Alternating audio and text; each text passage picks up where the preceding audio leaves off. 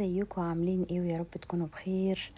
النهارده هاخدكم معايا يوم كامل من اول ما احضر اللانش بوكس لبنتي هانيا، وكمان بحضر لها الفطار لحد ما اعمل معاكم الغدا.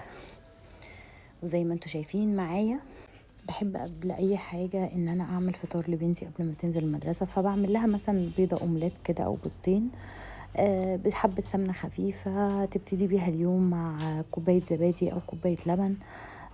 اهم حاجه عندي ان هي تبتدي يومها بتكون شبعانه، وبعد كده بكون مجهزه لها اللانش بوكس زي ما انتم شايفين. بحب ان انا احط فيه خضار وفاكهه، وفي نفس الوقت تبقى برضو ساندوتش مثلا نوتيلا وساندوتش جبنه، بحيث ان هي الحاجه دي تبقى وجبه متكامله معاها وتفضل مثلا سنداها طول اليوم لحد ما هي تيجي.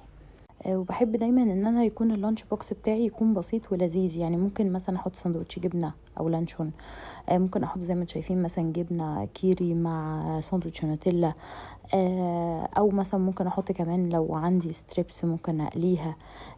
ممكن كمان احط لها كوبايه يعني علبه عصير، او علبه زبادي صغيره، او علبه دانات صغير اللي هو الزبادي اللي زي اللي بالشوكولاته ده. يعني انا بحب ان انا ممكن تكون انتوا بتشوفوني وانا بعمل اللانش بوكس اديكوا افكار انتوا تقدروا تعملوا بيها الحاجه لاطفالكم. وبعد بقى ما هانيا بتنزل فانا بصحى بعد كده هجهز معاكم الشوربه اللي انا بحطها او الحاجه اللي انا بحطها على الرز البسمتي، ودي اساسي لما اجي بعمل الرز البسمتي بتاعي. حطيت كمون حصى وفلفل اسمر حصى وكزبره حصى و 2 ورق لورا وحبهان وعودين قرفة. وزي ما انتوا شايفين دي بتكون يعني مهمة جدا، وزي ما انتوا شايفين كاتبالكوا برضو المكونات كلها، وهسيبها تغلي وبعد كده هقفل عليها لحد ما تبرد تماما.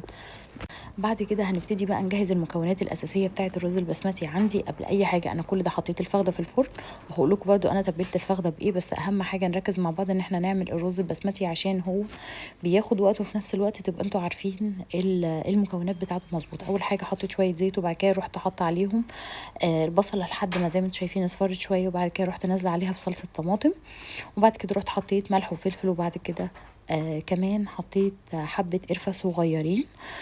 في الوقت ده انا كنت زي ما انا قلت لكم مجهزه الشوربه اللي احنا جبناها مع بعض وسبتها تغلي وتبرد. في الوقت ده انا كنت سبت يعني لحد ما الصلصه تتسبك، قلت اعمل وجبه مشبعه للبيبي عندي، والوجبه دي تبتدي من اول 6 شهور. زي ما انتم شايفين معايا حطيت الكوسه وبقطعها رفيع جدا وهتستوي معانا بسرعه، وكمان الجزر هحط. الوجبه بتاعتي النهارده بتاعت البيبي من اول 6 شهور، نقدر ان احنا نحط جزر، كوسه، بطاطس، واهم حاجه ان انا بحبها اقطع الكوسه رفيع، وكمان ببشر الجزر عشان يستوي معايا بسرعه، لان انا لو كنت قطعت الجزر قطع هياخد وقت معايا في السوا. وحطيت 3/4 كوبايه زي ما انتم شايفين. بعد كده انا عندي سبتهم يغلوا على النار لمدة حوالي 10 دقايق. وبعد كده عندي هنا الصلصة اتسبكت، كنت غاسلة الرز البسمتي اللي لونه ذهبي، او ممكن نحط عادي الابيض، كنت نقعاه حوالي 5 دقايق وصفيت المية منه ورحت منزلاه على الصلصة اللي زي ما انتم شايفين. وبعد كده المية اللي انا غليتها وسبتها تبرد حطيتها على جنب، وهاخد بس عودين القرفة واحطها معاهم. وهكون مجهزة كمان فلفلاية كبيرة هقطعها على 4 واحطها برضو بتدي نكهة حلوة قوي مع الرز اللي هو الفلفل الاخضر. وطبعا انتوا عارفين ان الرز البسمتي بياخد ضعف كمية الكوباية بتاعت الرز، يعني لو احنا حاطين كوباية رز بسمتي بنحط معاها كوبايتين سكر. وهنا كانت الوجبة اللي انا عملتها للبيبي كانت ابتدت تستوي خلاص، عندي استوت. هبتدي بقى ان انا اجهزها عشان افعصها في الهاند بلندر. حابين ان انتوا تهرسوها بالهاند بلندر تمام، حابين ان انتوا تهرسوها في الخلاط تمام، بس انا بستسهل عندي الهاند بلندر لان انا بهرسها عادي في الحلة. بس اهم حاجة عندي انزل كمية المية دي عشان ما تبقاش شوربة يعتبر لي، فانا عايزة اسيب شوية المية دي في كوباية خارجية، عشان لو انا حبيت ان انا اسيل البيوريه اللي انا عاملاه ليه اقدر استخدمها بس مرمهاش. وزي ما انتم شايفين ابتديت اهرسها ليه، وبنأكلها له بألف هنا لما يبتدي ياخد الوجبة دي على يومين. في 3 يوم أنا ببتدي أدخله صنف تاني، ممكن مثلا أدخله بطاطس، أدخله البطاطا حلوة جدا برضو ليه. وبرضو في نفس الوقت في سلسلة لوجبات الأطفال بإذن الله هتنزل في فيديوهات منفصلة في القناة. وهنا انا عندي كان الرز اتشرب، هبتدي اقلبه تقليبه بسيطه زي ما انتم شايفين، وبعد كده اروح حاطاله الصاجه تحتيه اللي هي عشان تمنع ان الرز ان هو يتحرق من تحت، في نفس الوقت ما بقاش قلقان ان هو يعني يشيط من تحت او اي حاجه ويستوي براحته. الرز خد مني بالظبط ساعه الا ربع على نار هاديه خالص. وزي ما انا قلت لكم الرز البسمتي اهم حاجه ان هو يتنقع، بالذات لو رز بسمتي ذهبي، لكن لو رز بسمتي ابيض عادي مفيش اي مشكله ان احنا نسيبه من غير نقع. تتبيله الفخده زي ما انتم شايفين اللهم بارك كانت هي مستويه جدا، واخدت بالظبط معايا 3 ساعات في الفرن على نار عاليه، وكنت حاطه لها الميه وكمرها كويس. بنتبل الفخده عندي بملح وفلفل وسبع بهارات وقرفه وملح وفلفل طبعا وحبهان وورق لورا. والتتبيله دي كنت متبلاها من قبليها بالليل حوالي على الساعه 8، وانا سويتها تاني يوم على الساعه 1 الظهر حطيتها في الفرن. اهم حاجه ان احنا لما نيجي نتبل الفخده ندلكها كويس جدا من كل الاتجاهات ونسيب فيها فتحات، وسبتها ترتاح كتير عشان التتبيله تمتص فيها.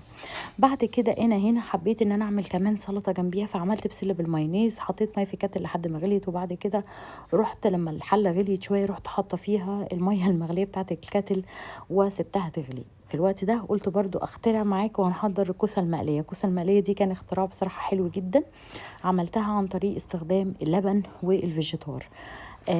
كانت طريقه مبتكره وحلوه ولذيذه، وكانت طلعت طعمها حلو جدا. حطيت شويه لبن في الطبق زي ما انتم شايفين معايا، وبعد كده فضيت يعني كيس من الفيجيتار، وابتديت ان انا اقلبه فيها لحد ما الطبقه بتاعته بقت حلوه. وكمان استخدمت الفيجيتار اللي هو الكريسبي. الفيجيتار الكريسبي ده برضو كمان ادى طعم حلو جدا، فقلت برضو اجربه في الكوسه، فطلع ما شاء الله حلو جدا.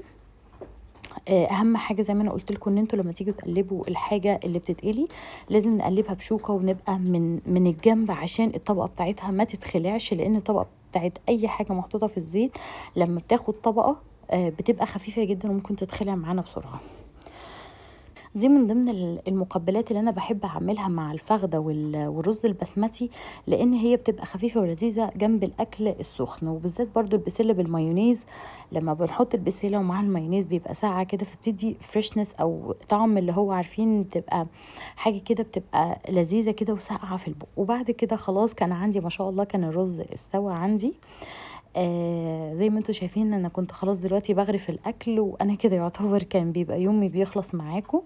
هغرف الاكل، وزي ما انتوا شايفين انا ابتديت معاكم اليوم كله من اول تحضير اللانش بوكس للغدا. كان بصراحة الغدا ده من أحلى الحاجات اللي عملتها الفترة دي، وبقالي فترة ما عملتوش، يعتبر من العيد الصغير.